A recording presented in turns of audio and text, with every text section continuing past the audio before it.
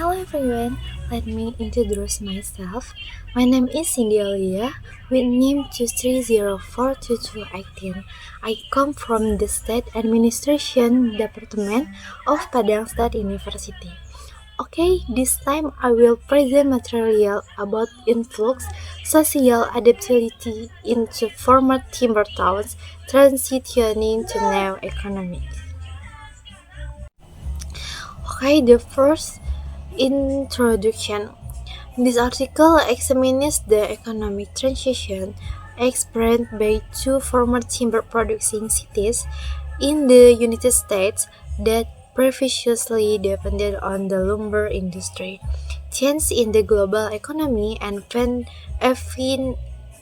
environmental policies have forced many small towns that depend on natural resources to adapt to the new economy. This study explains how local residents are coping with economic and social change caused by the decline of the timber industry and the emergence of new industry. The next research purpose. This research aims to analyze how people in the former timber industry cities adapt society to economic change using the comparative case study method with data collection through interviews, survey, and historical document analysis. Next are the main findings from the research conducted. The first, social support network. The study found that a strong social support network plays an important role in helping citizens cope with economic and social change. Second, community engagement. Community involvement and participation in local initiatives in critical for citizens to feel connected and invested in new economic development. The third, local initiative. This study highlights the importance of local initiative such as entrepreneurship and small business development in providing opportunities of residents to adapt to new economic realities. Society saw the ability to adapt to change through various strategies. New economic activities that emerged include tourism, health service, and small business. The last, policy making. This finding emphasized the need for policymakers to consider the social implication of economic transition and develop strategies that support the well-being of local population. The next material is obstacles and challenge. Number one, lack of access to resource. Small cities often have limited access to the economic, educational, and technological resources necessary to support economic diversification. Difficulties in accessing capital, training, and infrastructure hinder new economic development and innovation. Number two, limited government support. Aid and support from central government is often insufficient or not tailored to the specific needs of these communities. Without adequate support, local efforts to adapt and develop new economies are often hampered, slowing down the transition process. Number three, loss of cultural identity.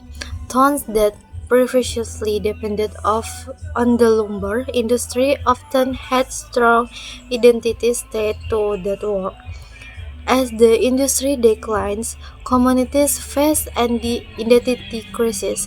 The impact in residents felt they had lost connection with their past and needed to find new ways to define their community.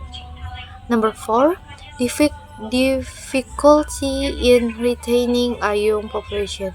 Younger generation often leave these cities in search of better opportunities elsewhere, especially when the local job opportunities are limited.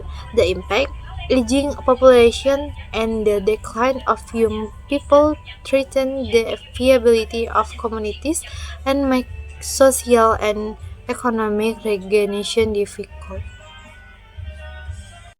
Number 5.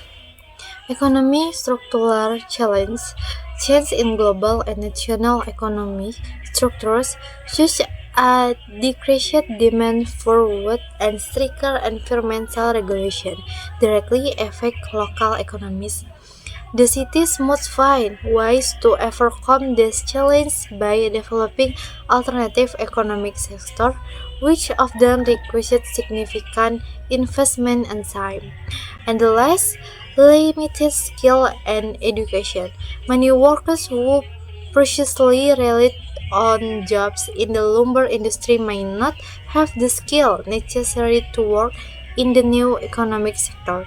Retiring and education Retraining and additional education are necessary, but there are often barriers to accessing the programs, whether due to cost, distance, or lack of information. From this explanation, we can be concluded about research conducted by Sherlyn Asmet and Aaron Clover Kelly shows the former lumber towns face significant challenges in transitioning to the new economy. In this case, the community's ability to adapt to change is key in ensuring economic and social sustainability. Apart from that, the active involvement of local communities, support by government, assistance, and external organizations, also plays a crucial role in the economic transition process, with effective collaboration being able to overcome many of the obstacles faced. Policies that support economic diversification and improve the skills of local residents can help speed up the adoption process and strengthen communities.